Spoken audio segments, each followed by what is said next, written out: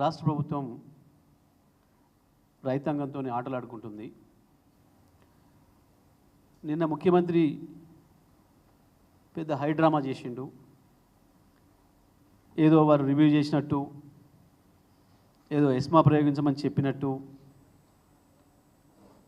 మళ్ళొకసారి రైతాంగాన్ని మోసం చేయడానికి ఒక డ్రామా చేసి మీడియాలో రాతలు రాయించి రైతాంగాన్ని దారుణంగా మోసం చేస్తున్నారు. వాస్తవానికి వాళ్ళ ధరలు పడిపోవడానికి, రైతాంగం నష్టపోవడానికి కారణం రాష్ట్ర ప్రభుత్వంలో ఉన్న పెద్దలే, మంత్రులే. ఒక పథకం ప్రకారం రైతాంగాన్ని దళారులకు, మిల్లర్లకు వదిలేసినరు. వాళ్ళ దోపిడీ యథేచ్ఛగా కొనసాగడానికి రాష్ట్ర ప్రభుత్వంలో ఉన్న పెద్దలే కారణం. దీని వెనకాల 100 కోట్ల రూపాయల కుంభకోణం ఉంది, 100,000 కోట్ల రూపాయల కుంభకోణం ఉంది. రాష్ట్ర రైతాంగానికి విజ్ఞప్తి చేస్తున్నా నేను, రైతు సోదరులారా, మీరు నష్టపోతున్నది, మీరు దోపిడీకి గురవుతున్నది యథాలాపంగా జరగటం లేదు. రాష్ట్ర ప్రభుత్వంలోనే ఉన్న కొంతమంది మంత్రులు దళారుల దగ్గర, మిల్లర్ల దగ్గర 100 కోట్ల రూపాయలు వసూలు చేసి మిమ్మల్ని అందరినీ కూడా వాళ్ళకి కషాయుడి చేతికి గొర్రెనిచ్చిన పద్ధతుల్లో వాళ్ళకి అప్పచెప్పినరు. మా దగ్గర అన్ని ఆధారాలు ఉన్నాయి. పత్తి కావచ్చు, వరి ధాన్యం కావచ్చు. వాస్తవానికి గత 10 సంవత్సరాలు కేసీఆర్ గారి నాయకత్వంలో రైతాంగానికి ఎక్కడ చిన్న సమస్య లేకుండా పండిన ప్రతి గింజ, అది ఏ మాయిశ్చరు ఏది చూడకుండా తడిసినవి మొలకెత్తిన వడ్లను కూడా మిల్లర్లతో మేమందరం కూడా కొనిపించిన సంగతి మీకు తెలుసు. రైతాంగానికి ప్రతి ఒక్కరు తెలుసు. ఈ రాష్ట్రంలో ఉన్న రైతాంగం, స్థానికంగా ఉండే మా శాసనసభ్యులు, మా మంత్రులు మీ వెంట ఉండి, మా ఎంపీలు, మా ఎమ్మెల్సీతో సహా అందరు ప్రజాప్రతినిధులను కేసీఆర్ గారు కల్లాలు జరిగే రోజులు మీరు పూర్తిగా కల్లాల దగ్గర ఉండాలి, రైతుల దగ్గర ఉండాలి, కొనుగోలు కేంద్రాల్లో ఉండాలి, రైతుకి ఎటువంటి ఇబ్బంది కాకుండా చూడాలని చెప్పి ఎప్పటికప్పుడు అలర్ట్ చేస్తూ, వర్షం వస్తుంది, వర్షం వచ్చే వాతావరణం ఉన్నది అని చెప్పి అలర్ట్ వస్తేనే వాతావరణ శాఖతో పోటీపడి కేసీఆర్ గారు మమ్మల్ని అందరినీ కూడా అలర్ట్ చేసి ప్రతి గింజ కొనిపించారు. చివరి వరకు కూడా ఎక్కడ ఒక రైతు దోపిడీకి గురి కాకుండా. రైతాంగం మీరు అందరు చూసిండ్రు, మీ అనుభవంలో ఉంది. కానీ ఈసారి ప్రభుత్వంలో ఉండే పెద్దలే కొంతమంది దళారులు, మిల్లర్లతో కుమ్మక్కై ముందే 100 కోట్ల రూపాయలు వసూలు చేసుకొని ప్రభుత్వం ఏం ఏర్పాట్లు చేయకుండా, కొనడానికి ఏర్పాట్లు లేకుండా, మిల్లర్లను సంసిద్ధం చేయకుండా పూర్తిగా వారికి అప్పచెప్పింది మనల్ని రైతాంగులందరినీ కూడా. నిన్న డ్రామా చేస్తున్నారు నల్గొండ జిల్లాలో ప్రత్యేకించి. ఎంత దారుణం అంటే మంత్రులు, ఎమ్మెల్యేలు, ఎంపీలు పట్టించుకున్నది లేదు. నెల క్రితం ప్రారంభం చేసిండ్రు హడావుడిగా. నెల క్రితమే పత్తి కొనుగోలు కేంద్రాలు, ధాన్యం కొనుగోలు కేంద్రాలు ప్రారంభం చేసిండ్రు. ఎమ్మెల్యేలకు కూడా చెప్పి నమ్మించి వాళ్ళతో ప్రారంభోత్సవాలు చేయించిండ్రు. కానీ అసలు కుట్ర పైనే జరిగింది. అధికారులకు ఎక్కడ స్పష్టమైన ఆదేశాలు ఇవ్వలేదు. ఎక్కడ ఏ జిల్లాలో ఒక్క మంత్రి రివ్యూ చేయలే, సమీక్ష చేయలే. పైగా పాపం సివిల్ సప్లైస్ అధికారులు కొంత ప్రయత్నం చేసి మిల్లర్ల మీద ఒత్తిడి తెచ్చి వాళ్ళని కొనిపించే ప్రయత్నం చేస్తే ఆ అధికారులను కూడా, నల్లగొండ జిల్లాలో వచ్చిన అధికారులను కూడా భయపెట్టించి జిల్లా మంత్రి వాళ్ళని వెనకేలగొట్టి, వాళ్ళు పోయే ముందు రోజు వరకు 2200, 2300 ఉన్న ధాన్యం అధికారులను ఎప్పుడైతే మంత్రి ఎలగొట్టిండో జిల్లా నుంచి, తెల్లవారే 1950 కొన్ని పరిస్థితి వచ్చింది. ఇవాళ రైతాంగం రోడ్ల మీదకి వస్తున్నారు, తిరుగుబాటు చేస్తున్నారు అంటే కారణం స్పష్టంగా మంత్రులే. నల్గొండ జిల్లా మంత్రి ఎవరో రికార్డు ఎన్ని వసూలు చేసిండో లెక్కలు ఉన్నాయి, లెక్కలతో సహా అన్ని ఆధారాలు ఉన్నాయి. మొత్తం అదంతటి కూడా రాష్ట్రం అంతటి కూడా ఎమ్మెల్యే చేసిండ్రు. దాంతో ఇవాళ రైతాంగం 6 కాలం కష్టించి పెట్టుబడి పెట్టి, సొంత పెట్టుబడి పెట్టి పండించుకున్న పంట మీరు మోసం చేసి, మీరు ద్రోహం చేసి, మీరు దగా చేసి రైతు బంధు ఇవ్వకపోయినా, మీరు రుణమాఫీ చేయక బ్యాంకులు లోన్ ఇవ్వకపోయినా, బయట అప్పులు తీసుకొచ్చుకొని రైతాంగం మళ్ళీ పంట పండించుకుంటే ఆ పంటను కూడా దుర్మార్గంగా దళారులకు అప్పచెప్పింది ప్రభుత్వం. అంటే ఉత్తగా జరగలే, దీని వెనుకాల 100 కోట్ల రూపాయల చేతులు మారినాయి. మిల్లర్లకు, దళారులకు ఆ రకమైన వెసులుబాటు కల్పించి మేము కొనం ప్రభుత్వంగా, ఎన్ని రోజులైనా అక్కడే ఉంటుంది, మీ ఇష్టం వచ్చిన ధరకు అమ్ముకోవచ్చు అని చెప్పి వాళ్ళతో మిలాఖతై చేసిన పాపం వల్లనే ఇవాళ రైతాంగం ఈ దుస్థితిని ఎదుర్కొంటుంది. ఒక్కొక్క రైతు వేలాది రూపాయలు నష్టపోతున్నారు. ఇది స్పష్టంగా కుట్రపూరితంగా జరిగింది తప్ప ఇంకోటి కాదు. ఇది 2014 ముందున్న ప్రభుత్వాలు ఏ రకంగా దళారుల చేతిలో నడిచినాయో ఇవాళ మళ్ళీ అదే పరిస్థితులు పునరావృతమయ్యాయి. ఇవాళ మీరు ఏ రైతుకు వెళ్ళి అడిగినా ఆ మాట చెప్పడానికి స్పష్టంగా ముందున్నారు.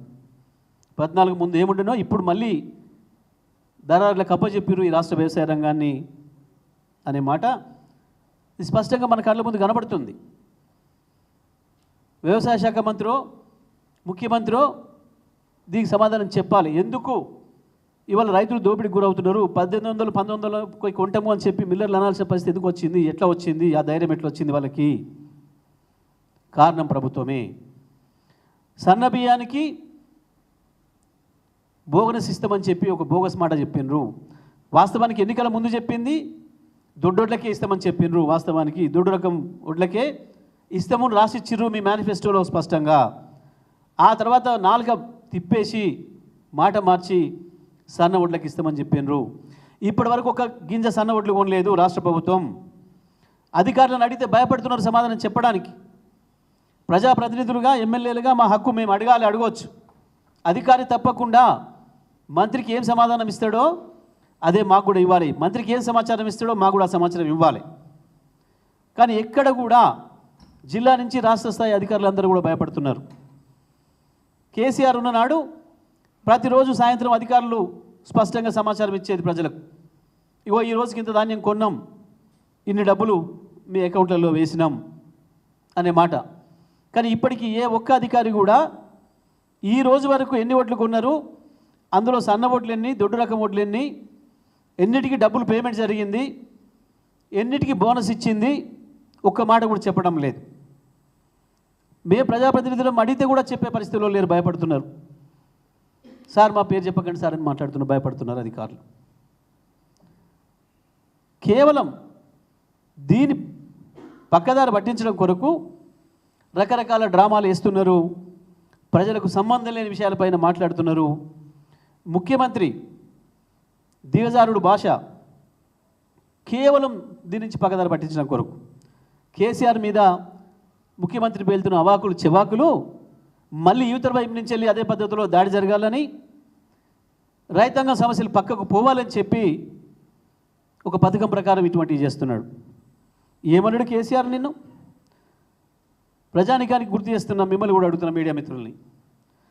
గత 11 నెలల కాలంలో ఆ పార్లమెంట్ ఎన్నికల 10 రోజులు తప్ప కేసీఆర్ ఎప్పుడైనా ఈ రోజు వరకు ఒక్కసారి ముఖ్యమంత్రి రేవంత్ రెడ్డినో ఇంకొన్నో ఒక మాట అడిగిండా? అన్నాడా? మీ రాహుల్ జోలికి వచ్చిండా? కేసీఆర్ నిజమే లేనే లేడు. కేసీఆర్ని మర్చిపోయారు అనుకున్న కేసీఆర్ గురించి నువ్వెందుకు భయపడుతున్నావు? రోజు అందరికంటే ఈ రాష్ట్రంలో ఎక్కువ యాద్ చేసుకుంటుంది కేసీఆర్ను నువ్వే కదా ముఖ్యమంత్రి. లేని కేసీఆర్ గురించి నీకెందుకు భయం? కేసీఆర్ని కాదు, కేసీఆర్ నీడని కూడా చూడలేదు కదా నువ్వు. ఎందుకు భయపడుతున్నావు? ఎందుకు మాట్లాడుతున్నావు ఆ చెత్త మాటలన్నీ? ఎందుకు ఆ రోత మాటలన్నీ మాట్లాడుతున్నావు? మూసికి మించిన కంపుతోనే నువ్వు నీ మంత్రులు దేని మాట్లాడుతున్నారు? ఎందుకు వణుకుతున్నారు? తేలిపోయింది మీ చేతగానితనం, మీ దొంగతనం, మీ ద్రోహం బయటపడిపోయింది ప్రజల్లో. ప్రతి వర్గం ప్రజలు అసహనంతో ఉన్నారు. నిన్న కొడంగల్లో జరిగిన దాడి, అధికారులపై జరిగిన దాడి, అది అధికారుల మీద జరిగిన దాడి కాదు, అది ముఖ్యమంత్రి రేవంత్ రెడ్డి మీద జరిగిన దాడి. ముఖ్యమంత్రి రేవంత్ రెడ్డి పైన సొంత కాన్స్టిట్యున్సీ ప్రజలకు ఏర్పడిన అభిప్రాయానికి నిదర్శనం అది. అంటే నువ్వు కనపడితే నువ్వేదైతే మొన్న వాగొచ్చినావో మూసీలో ఒళ్ళు వాగులుతుందని వీపు చింతపండు అవుతుందని ప్రజలు దానికి సిద్ధంగా ఉన్నారు అని అర్థం.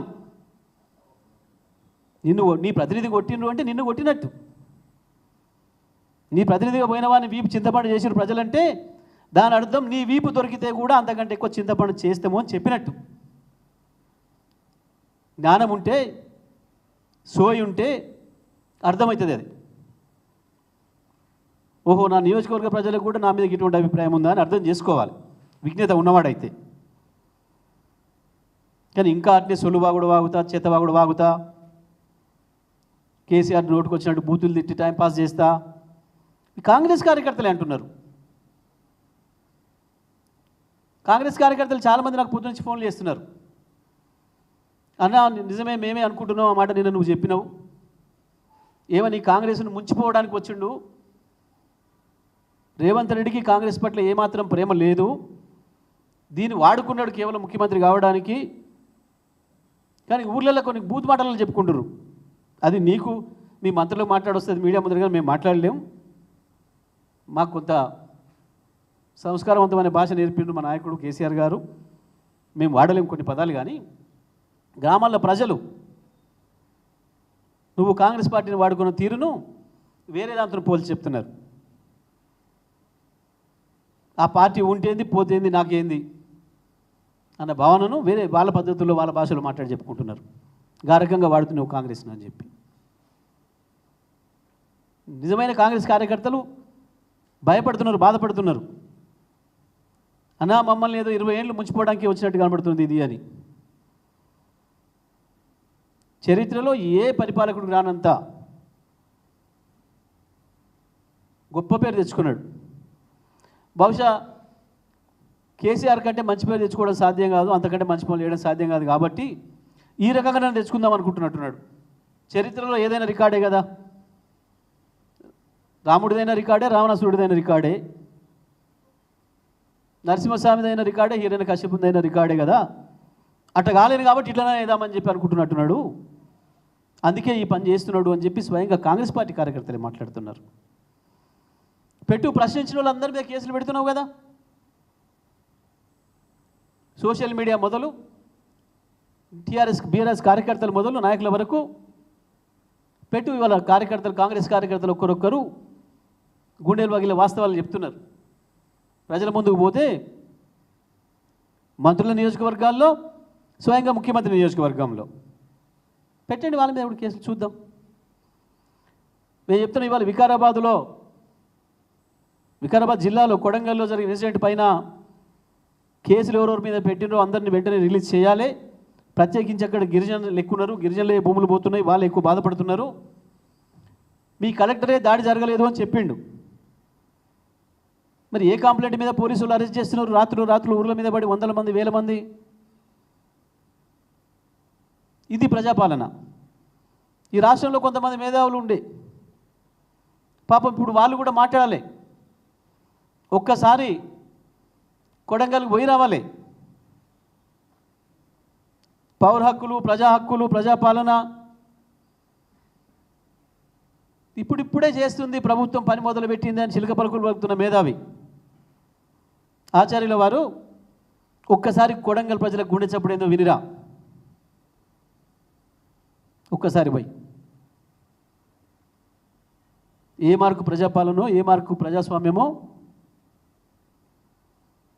అడిగే ప్రతి ఒక్కరిని అణిచివేస్తానని ఒక్క పోలీస్ శాఖ తప్ప ఏ శాఖకు పనిచెప్పకుండా అన్ని శాఖల్ని అచేతనం చేసి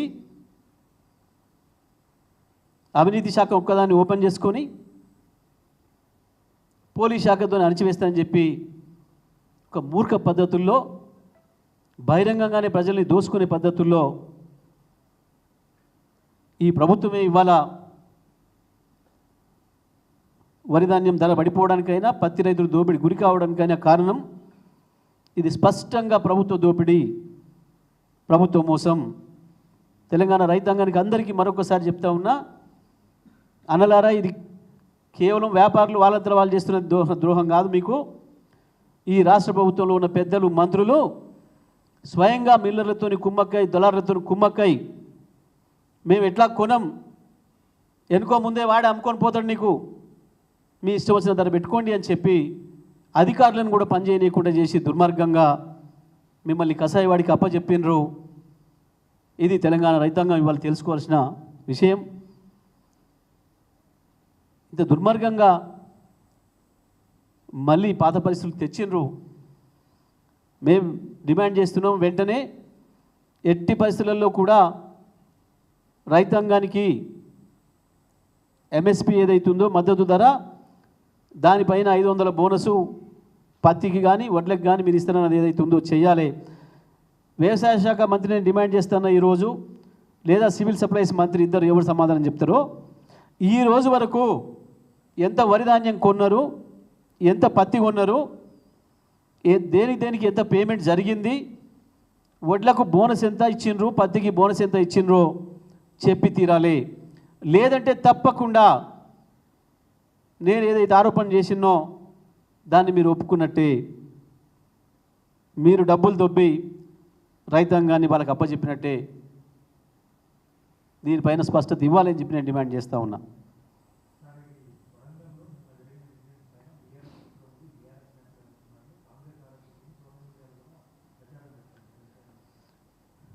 నేనేమంటున్నా, అక్కడ బీఆర్ఎస్ పార్టీ పిలుపునియలే, బీఆర్ఎస్ పార్టీ కండువన్న కార్యకర్తలు లేరు. అసలు ఇవాళ మూసి బాధితులు పాపం ఏడ్చుకుంటూ మహిళలు, 9 నెలల గర్భిణీ స్త్రీ ఉన్న ఒక మహిళ మాట్లాడిన దాన్ని, పాపం స్కూల్కి పోయే పసిపిల్లలు మాట్లాడిన దాన్నే పేడ్ ఆర్టిస్టులు పైసలు తీసుకొని మాట్లాడుతున్నారన్న ఈ దుర్మార్గులు, ఈ రాక్షసులు ఇవాళ కొడంగల్ది కూడా బీఆర్ఎస్ మీద పెట్టడం అంటే పెద్ద ఆశ్చర్యమేం లేదు. పంపమను, వాళ్ళ ఆచార్యులు పంపమను. వాళ్ళ ఆచార్యులు ఉన్నారు కదా అందరూ, ద గ్రేట్ ప్రజాస్వామికవాదులు. ఒకసారి కొడంగల్ పంపమని చెప్పు, నిజ నిర్ధారణ కమిటీ పంపమని చెప్పు, తేల్చమను పోయి. ప్రజల బీఆర్ఎస్ కార్యకర్తల ఎవరు చేసినారు తేల్చదు కదా, ఉంది కదా, కనపడుతుంది కదా, ఫోటోలు ఉన్న మంది అందరినీ కూడా కనపడి చూసి అరెస్టులు చేస్తున్నారు కదా. ప్రజల బీఆర్ఎస్ కార్యకర్తల తెలుస్తుంది కదా. ఆయన కలెక్టరే దాడి జరగలేదంటున్నాడు, పోలీసులు అరెస్టులు చేస్తున్నారు. ఏది నిజం? నిజం తెలవాలంటే నిజ నిర్ధారణ కమిటీ పోవాలి. గత 20 ఏళ్ళ నుంచి 30 ఏళ్ళ నుంచి పోతున్న కమిటీలో ఎవరైతున్నారో వాళ్ళు పోవాలి. నేను వాళ్ళని రిక్వెస్ట్ చేస్తున్నా. పౌర హక్కుల సంఘాలు, ప్రజా సంఘాలు, ఆచార్యులు, వాళ్ళని పొమ్మని కోరుతున్నా నేను. మీరే అందరు కమిటీకి పోయి అక్కడ ఏమైనా ఉందా, ప్రజల ఆగ్రహం ఉందా, లేదా బీఆర్ఎస్ పార్టీ కుట్ర చేసిందా తేల్చమంటున్నా. వాళ్ళని పోయి ప్రజలందరూ ఫార్మా పెట్టాలి రమ్మని ఆహ్వానిస్తుంటే బీఆర్ఎస్ కార్యకర్తలు పోయి ఆపినరా చెప్పాలి.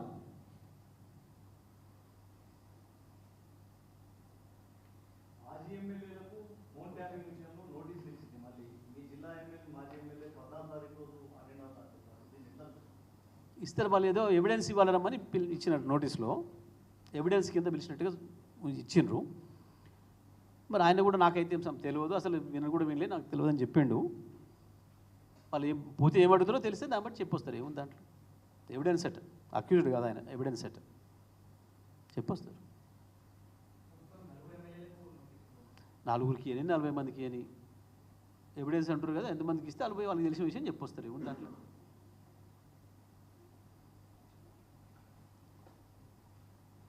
ఇంకేంటి, ఆయన ఒక కేసుకే పోయి ఎవరు కాలు మొక్కడానికి పోయినారు ఢిల్లీకి.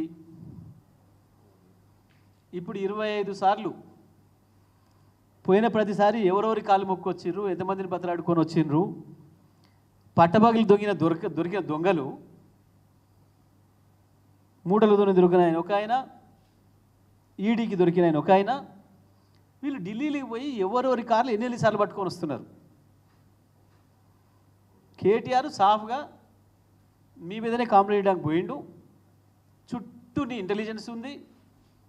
కేటీఆర్ గారు ఎన్ని గంటలకు దిగిండో వాళ్ళ టీం అంతా, ఎన్ని గంటలల్లో ఆ మంత్రి దగ్గరికి పోయిండో, వచ్చి ఎక్కడున్నాడో మళ్ళీ ప్రెస్ మీట్కి వచ్చిందాక ఎక్కడెక్కడ ఉన్నాడో అన్ని మీ ఇంటెలిజెన్స్ ఉంది చుట్టూ. ఏడి పోయిండో చెప్పాలి, నువ్వు ఎవరు కాలు మొక్కిండో నువ్వు చెప్పు. కానీ నువ్వు నీ ముఖ్యమంత్రి పట్టపగలు దొరికిన కేసు నుంచి బయటపడడానికే ఇప్పుడు 25వ కాలు పట్టుకోవడానికి పోతున్నారా మోడీని, అమిత్ షాని? లేదా ఈడీకి దొరికిన మంత్రులతో సహా ఇప్పుడు చాలామంది మంత్రులు ఢిల్లీ పోయిన పర్యటనలలో దొంగతనంగా ఎవరెవరి కార్లు ఎన్నిసార్లు పట్టుకొని వచ్చారు లెక్కలు చెప్పాలి. ఢిల్లీ పోయిందే ఎవరి కాలు పట్టుకోవడానికి అయితే బహుశా దేశ చరిత్రలో ఒక ఏడాది కాలంలో 25 సార్లు ఢిల్లీ కాలు పట్టుకోవడానికి పోయిన ఏకైక ముఖ్యమంత్రి వీరే. అక్కడ రెండు ఉంటాయి నాకు పాపం. చీకట్లో పోయి మోడీ కాలు పట్టుకోవాలి, అమిత్ షా కాలు పట్టుకోవాలి, పొద్దున్న దాకా పోయి రాహుల్ గాంధీ కాలు పట్టుకోవాలి. ఆయన పేరు ఏదో ఒక ఇన్ఛార్జ్ ఉంటాడు కదా, కేసీ వేణుగోపాల్, వాళ్ళ కాలు పట్టుకోవాలి. ఎందుకంటే పీకొద్దని వీళ్ళ కాలు పట్టుకోవాలి, కేసులు పెట్టొద్దని చెప్పి వాళ్ళ కాలు పట్టుకోవాలి, లేదా పెట్టే కేసులు ఇడిపియమని వాళ్ళ కాలు పట్టుకోవాలి. ముఖ్యమంత్రి అయిన మంత్రివర్గం అయిన కానించి ప్రతిరోజు ఇదే పని వీళ్ళకి. వారానికి ఒక్కసారి పోయి వీని కాలు పట్ట వాని కాలు పట్ట. మేము ఒక్కరోజు పోయినాం, చెప్పిపోయినాం, బాజాప్తగా పోయినాం. మేం రేవంత్ రెడ్డి బండారని కాదు, బీజేపీ బండారాన్ని కూడా బయటపెట్టడానికే పోయినాం. ఇద్దరు మిలాఖత్ ఈ రాష్ట్ర ప్రజలకు చేస్తున్న ద్రోహాన్ని బయట ఎండగట్టడం కొరికే పోయినాం. ఆ మంత్రి ఏదో చేస్తాడని భ్రమలు మాకేం లేవు, కానీ ప్రజల ముందట వీళ్ళని ఎండగట్టాలి, వీళ్ళ దోస్తేని ఎండగట్టాలి. రైతులకు ఇంకోటి కూడా విజ్ఞప్తి చేస్తున్నా, మీకు వేయడానికి డబ్బులు లేవు, మీకు ఇస్తానన్న బోనస్ ఇవ్వడానికి డబ్బులు లేవు, ఇక్కడ అక్క చెల్లెళ్ళకి ఇస్తానన్న తులం బంగారానికి డబ్బులు లేవు, నా ఆటో కార్మికులకు ఇస్తానన్న 12,000 రూపాయలకు నెలకు 1000 రూపాయలు 12,000 ఇస్తాను నాకు డబ్బులు లేవు, మా రైతు కూలీలకు ఇస్తానన్న 12,000 నాకు సంబంధించిన డబ్బులు లేవు, రుణమాఫీకి డబ్బులు లేవు. కానీ ఇప్పటికీ వీళ్ళు ఢిల్లీ పోయడానికి 300 కోట్ల పైన ఖర్చు పెట్టిర్రు. మహారాష్ట్ర ఎన్నికల్లో ప్రచారం కొరకు 300 కోట్ల రూపాయలు ఖర్చు పెట్టిండ్రు. రైతు సోదరులారా, అక్క చెల్లెళ్ళారా, ఒక్కసారి యాద్ చేసుకోండి, గుర్తు చేసుకొని ఒక్కసారి దృష్టి అటువైపు పెట్టండి ఏం జరుగుతుంది ఈ రాష్ట్రంలో. వాటికి పైసలు వస్తున్నాయి. 25 సార్లు పోయి వీళ్ళు వీని కాళ్ళు పట్టుకోవడానికి ప్రభుత్వ ఖర్చులతోని వస్తున్నాయి డబ్బులు. మనకు సంబంధం లేని మహారాష్ట్ర ఎన్నికల కొరకు 300 కోట్ల రూపాయలు తీసుకుపోయి ఖర్చు పెట్టడానికి వచ్చినాయి డబ్బులు. కానీ ఎందుకో మన కొరకు రావట్లేవు. ఈ ప్రభుత్వం పనికి ఇది.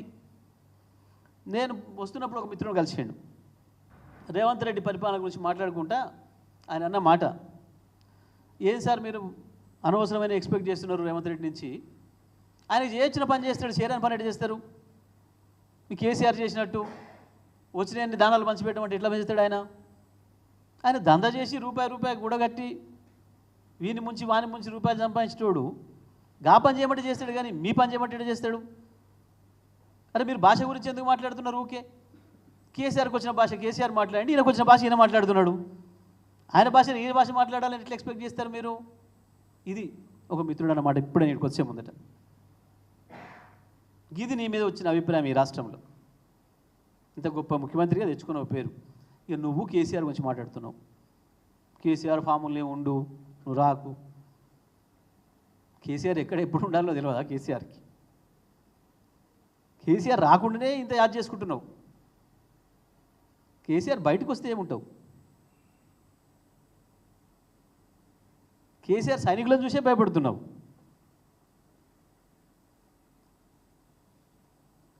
ఎందుకు పెడుతున్నావు కేసులు? ఆయన మంత్రుల్ని ముఖ్యమంత్రిని చేసింది తొక్కి సంభవమని, బుల్డోజర్లు ఎక్కియమని, నరికి ముక్కలు చేయమని, బాంబులు వేయమని. దీనికి ఇచ్చిండ్రా మీకు ప్రజలు అవకాశం? ఒక్క రోజు నుంచి, మొదటి రోజు నుంచి ఇప్పటి వరకు 11 నెలల కాలం పూర్తవుతున్నా ఒక్కరోజు ఒక మంచి మాట ముఖ్యమంత్రి నుంచి కానీ మంత్రుల నుంచి వినరా ఎవరైనా ఈ రాష్ట్ర ప్రజలు? ఒక్క మంచి మాట, ఒక శుభం పలికే మాట ఏదైనా? దీని కొరకు మీకు ఇచ్చింది.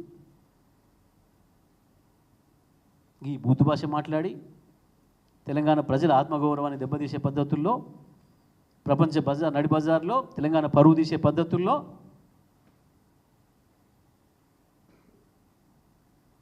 మీరు వేస్తున్న కుప్పిగంతులు ఎటు తీసుకుపోతున్నాయి ఈ రాష్ట్రాన్ని? సోయి తెచ్చి మాట్లాడడం నేర్చుకోండి ఇప్పటికైనా. దాంట్లో సీనియర్ మంత్రులు కూడా చెప్పే పరిస్థితిలో లేరు. బయట ఉన్న మీ సీనియర్లు కూడా బాధపడుతున్నారు. మీ మంత్రివర్గంలోకో మీ ప్రభుత్వంలోకి రాలేని సీనియర్లు తలగొట్టుకుంటున్నారు. ఎవరైనా పోయి అడిగితే చిచ్చి చిచ్చి చిచ్చి వీడు పరువు తీస్తున్నారా, మనల్ని కథం చేస్తున్నారా, కాంగ్రెస్ పార్టీని కథం చేస్తున్నారా అని. కార్యకర్తలు అయితే బహిరంగానే చెప్పారు మా పరిస్థితికి ఇట్లా ఉంది ఊళ్ళలో పోతే అని. దాన్నే మాట్లాడుతున్నారు, దాన్నే మీడియాలో పెడుతున్నారు, పోస్టులు చేస్తున్నారు. దాన్ని చూసి భయపడుతున్నావు, సోషల్ మీడియాను చూసి భయపడుతున్నావు.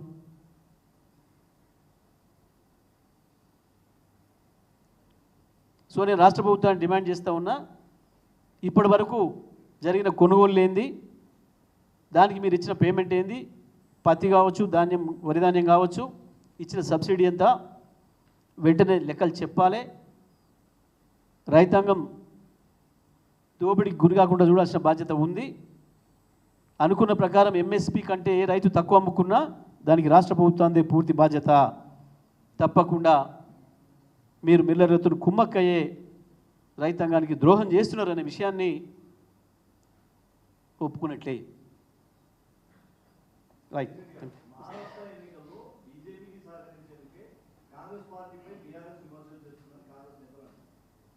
ఎందుకు వాళ్ళిద్దరు ఒకటే అని కదా మేము అంటుంది. బండి సంజయ్ ఎందుకు పోయి మాట్లాడతలేడు, కిషన్ రెడ్డి పోయి ఎందుకు మాట్లాడతలేడు? వీళ్ళు కూడా కాంగ్రెస్ సహకరిద్దామనేనా? మేమేం మాట్లాడుతుంది పక్కన పెడదాం. కిషన్ రెడ్డి బండి సంజయ్లు పోయి ఎందుకు ఇక్కడ జరిగింది వాస్తవం మాట్లాడతలేరాడా? రేవంత్తో మిలాఖత, రాహుల్ గాంధీతో మిలాఖత, ఎందుకు మాట్లాడతలేరు? మేమే మహారాష్ట్రకు పోలేదే. మేము మహారాష్ట్ర పోయి ఎవరికి అనుకూలంగా ఎవరి వ్యతిరేకంగా ప్రచారం చేయలేదే. ఎందుకు?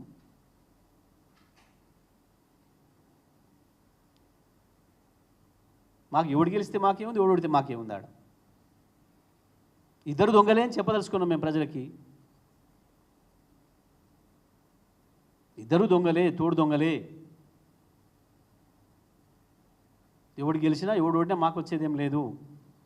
కానీ వీళ్ళిద్దరి దొంగతనాన్ని తెలంగాణ ప్రజలకు స్పష్టంగా అర్థం చేయించడం కొరికే ఇవాళ కేటీఆర్ గారు ఇవాళ బయట కంప్లైంట్ చేసింది. ఇంత బహిరంగంగా పట్టపగలు దొరికితే కూడా మీరు ఎందుకు పట్టుకోలేకపోతున్నారు? ఎందుకు? కారణం ఏంది? చూసి చూడనట్టు ఎందుకు పోతున్నారు?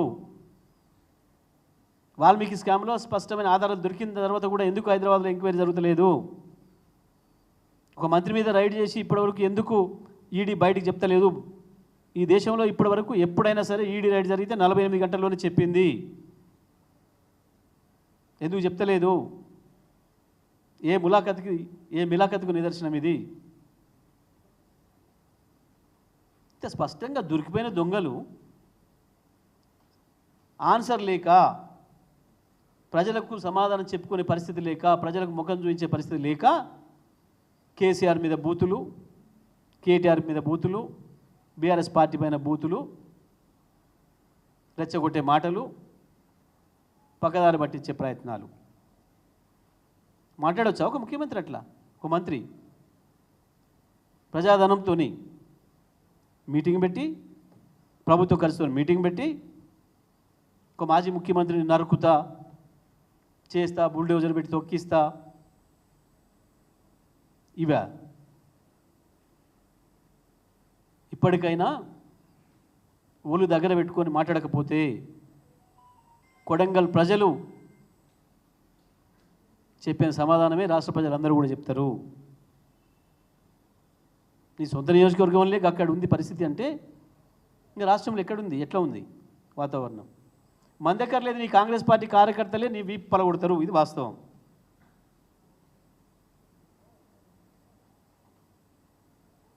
సరే ఓడు అంటే తాగి సోయలే కూడా మాట్లాడుతుంటాడు పొద్దున్నాకనే. నీకేమైంది? నీ విజ్ఞత నువ్వేమైంది?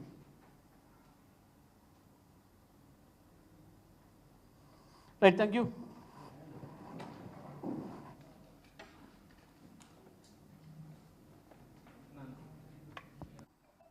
మీడియా మిత్రులందరూ నమస్కారం. పత్తి వరి ధాన్యం కొనుగోలు పైన రాష్ట్ర ప్రభుత్వం